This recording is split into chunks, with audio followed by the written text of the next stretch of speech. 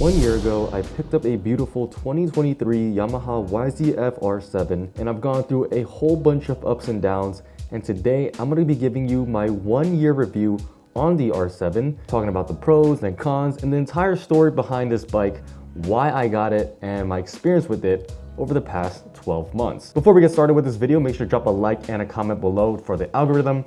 And if you are new, welcome. Make sure to hit that subscribe button as well as turning on the post notifications to see when I upload. And also, I have just launched my new brand, Cliche Built, which is an automotive lifestyle brand. I'm super excited about this launch, and in celebration, we are gonna be doing a major giveaway. There's only 1 month left to enter the giveaway, where we will be giving away $100 of free cash into your pocket. And all you have to do is go to the website at clichebuilt.com, sign up for the newsletter with your email address, and that's it. You're automatically entered to win. The deadline will be on March 31st, so time is running out. And on top of that, you are joining a major community where we will be featuring a whole bunch of automotive content, reels and memes and whatnot. So go and follow the social media pages down below at Cliche Built. So jumping way back, just to reiterate a little bit of my experience if you're new, my first ever bike was a 2018 Z125 Pro from Kawasaki. And since this was my first bike and I didn't really have that much of a budget, I only paid $2,400 for it, which is pretty good. Now, I only had this bike for about 6 months, but within those 6 months, I absolutely loved the bike. There was a lot of problems with it, I gotta say, because it was used, it was beat. The previous owner didn't maintain it properly, and so, I had a lot of problems with the starting and running, but I did give it a lot of tender love and care and got it running in amazing condition. I even gave it a whole entire respray in rose gold, which is one of my favorite colors ever. And after getting rid of the Z125 Pro, I jumped onto a 2021 Yamaha R3. And that is the bike that pretty much blew this channel up to some level. A lot of you guys know me because of the R3, and a lot of you guys have learned a lot through my videos from the R3, and I'm extremely grateful for those experiences. If it wasn't for that bike, I wouldn't be here right now. I had that bike for about 8 to 9 months, and unfortunately, I did have to get rid of it, not at the will that I wanted it to be. I was going through some financial struggle during that time, and I needed money quick. It was also like heading into the winter time, so I wasn't really riding the bike much. It was already customized quite heavily at this point, new body kit with carbon fiber style panels, had a tune, had a couple bolt-ons, all the LEDs were upgraded, etc. And I actually sold that bike to a subscriber. I didn't know I had a whole community out there that, was so invested in my channel that they actually wanted my personal vehicles, which is pretty insane. I also sold one of my cars to a subscriber as well. So, it's a really small world, and I'm just like so blown away that people who watch my videos end up owning the vehicles that I've built and shown. And I also sold it for a steal because I was just trying to get quick money. I was really short at this time. I think I paid roughly $8,000 to $9,000 out the door for it, brand new, and then I sold it for around $6,000 in mint condition with a lot of upgrades on it, less than 1,000 miles. I don't know for sure if he still has the bike. I think he might have sold it, and then now he has a CBR 1000 RR, which is really dope. But nevertheless, the legacy with the R3 will continue to live on. But in this video, I'm gonna be talking about specifically the R7, my R7 that I got in 2023. During this time period, I was really down bad financially, and so it was the worst time for me to actually spend anything or buy a bike. I was absolutely drowning in debt because I had a lot of bad business moves that I made. During this time, I got myself into a lot of trouble. I had an accident, got lawsuits.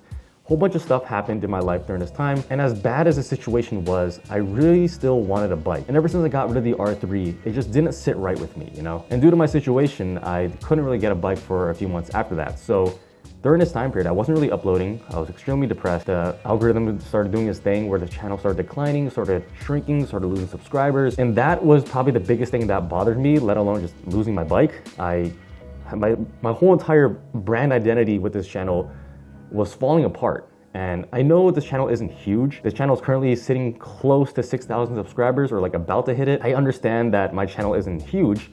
And at the time, my channel was actually below 3,000 subscribers. So it was really small. But I had this huge faith in myself that I can turn this into something a lot bigger based off of my experience. I have been a content creator for over 10 years on other channels, various channels. So I kind of know the game a little bit. And so I figured if I can just get myself another bike, I can bring this channel back. But at the same time, I'm broke. So it was a very difficult decision to make, because I know financially it wouldn't be smart to get myself into another vehicle, but I believed in this dream of building this channel up and really making it work. A couple months go by and I'm, doing my bike shopping or looking around, And at first, I actually did want the Yamaha R6. I don't know if I've ever mentioned on this channel, but the Yamaha R6, specifically the facelifted version from 2017 and up, was my dream bike. I know I said the R3 was my dream bike, and it was, but it was my dream beginner bike. My ultimate dream bike was always the R6, primarily because of the styling as well as the sound. I just think no other bike sounds like the R6. It just sounds crazy. And so I was in the market, I was looking at used ones, 2017, 2018s, etc., etc. Prices were just astronomical. It was just ridiculous, you know? I saw them going for upwards of 18, 19, 20,000 with high mileage. And it's to be expected because the R6 is a very, very popular and highly sought after bike. And so it's gonna definitely come with a bit of a premium. And me being in the situation that I'm in, it wasn't gonna make sense for me to get that dream bike. So the R7 was the next best runner up. Obviously they're completely different bikes, completely different engine setups. You know, they're not built to be on the same level necessarily. But the R7 had the most similar styling to the R6, which is what I really, really loved.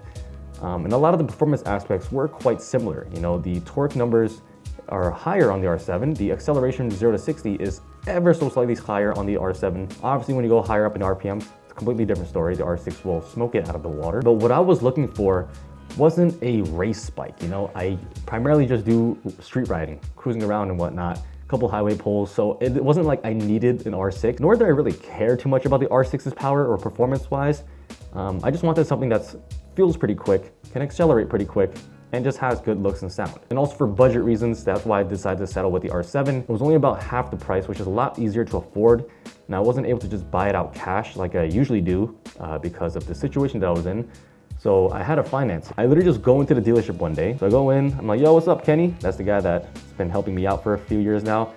I'm like, you got any R7s in stock? He's like, yeah, I actually have like maybe 2 left or so. And I said, do you have a black one or anything? Because the only one I saw on display was a blue one. And he's like, yeah, I think we just got one on the truck. It's still like getting offloaded. And without even like looking at the bike yet, I'm like, all right, put me in, I'm taking it. I'm tuning my own horn a little bit right here, being a little bit egotistical, I get it. But you know, that's how I roll because I know what I want and I'm gonna get it. So he brings me to the back, he shows me the bike. It's still like kind of in the plastics and whatnot. And without even like really getting close or touching it, I'm like, all right, let's do the papers. So I was literally in and out within like an hour, got all the paperwork done, signed the contracts, boom, boom, swiped the card. And some of the employees there actually started to recognize me, which is pretty wild because I never told these guys that I'm RickyMoto. Plus, I don't really show my face often on, you know, my channel. It's just mainly the helmet. But I think they recognized my voice and they recognized the helmet because I brought my helmet with me. And so they were like, yo, are you the RickyMoto guy? Like, you seem a little familiar. I'm like, yeah, that's me. So very small world, and like, it's really cool that we have viewers working at the dealership that I go through. So if you are in the New York area, Long Island kind of area, go and check out Mineola Moto. Say what up to Kenny, let him know I sent you. But yeah, out the door, it was about 12K, including some warranty stuff on it, which I think is not too bad for a brand new 0 miles, you know, fresh mint.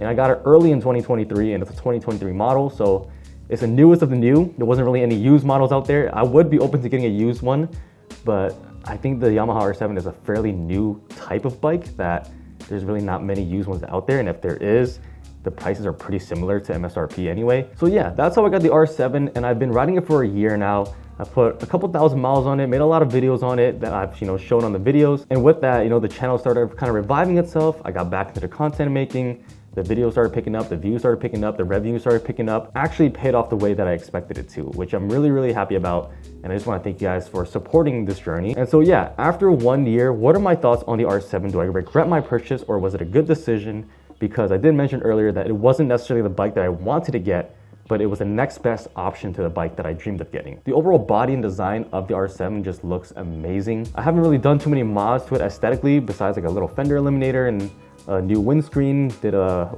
mirror delete. The build is still very conservative right now. You know, there's a lot more that I want to do to it, but style-wise, the R7, I give it a 9 out of 10. It looks absolutely beautiful. There's no angle that looks bad on it. The second pro that I love about the R7 is the performance and handling. Now, I know this topic gets a little bit tricky because a lot of people who crap on the R7 are R6 fanboys, and I totally understand it, but it's not a fair comparison because the R7 and the R6 are built for different reasons. With my weight, because I am a lighter person, I'm a smaller person, I can get down to 0 to 60, even on the stock configuration, at 2.5 seconds. Freaking crazy fast, you know, like that's Lambo fast, 0 to 60 times. Now, if you're going higher speeds and whatnot, it does kind of taper off, you know, it kind of tops out at 130. but it's not like you should be going that kind of speed anyway. So, I have no complaints on the power. I absolutely love the performance. I love the torquiness of it, how touchy it is, how sensitive the throttle is, and even the handling. The bike is extremely stable. I do top out the bike time to time on the highway, and even at like 130, taking turns and whatnot is pretty simple. It doesn't feel like it's losing control, it doesn't feel like it's wobbling. Third thing I like is the ergonomics, and that kind of ties into the handling aspect. The bike is very comfortable to sit on, even though it's more of a super sport style. You are a little bit hunched over, but nowhere close to the aggressiveness of like a super sport like race bike. So I really do enjoy the comfort aspect, the handling. So those are the pros mainly of those three things. There's a couple more small stuff that I like, like the digital screen and all these cool little features, technology, etc. Suspension, all amazing. Now with every positive thing, there's also a negative thing. So with riding the bike for a year, I kind of picked up on some things I didn't really like about the bike. But I will say I'm being a little nitpicky because these aren't major. The first thing I would have to say is the exhaust note.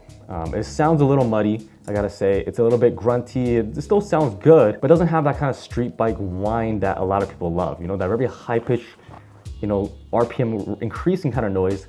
It doesn't really have that. It has a very sort of subtle, grunty, like deep tone, which is nice when you're in the low RPMs. It sounds pretty, aggressive as you're getting off and going.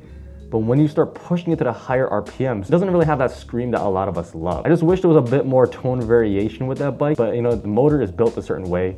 It's, based off the MT-07, which is like a cruiser style, so it's not designed or it wasn't meant to have that kind of noise. So in terms of the exhaust note, I do have a full system exhaust on it, so it could be, the best that it could possibly sound, It's a full system, it's loud, but in terms of the eargasm satisfaction, I would have to give it a 7 out of 10. Now, the next thing I want to talk about in terms of a con is the lack of top end power. Now, I did say one of the pros was the performance. I love the performance and the power of it, but in the top end, it does kind of lack. If I'm on 6th gear on a highway, going like 80 or so, let's say I'm cruising, it does have some power to overtake, but I really have to push the bike to get it to do it at those kind of speeds. If I'm cruising at 60, I can go up to 80, 90 easily, but when you're up on the higher, when you're getting closer to the 100 mark, a lot of that torque is not really there anymore. It just feels like it's just crawling to get there. Now, I don't know what the bike will feel like after I fully build it out with more bolt-ons and a tune.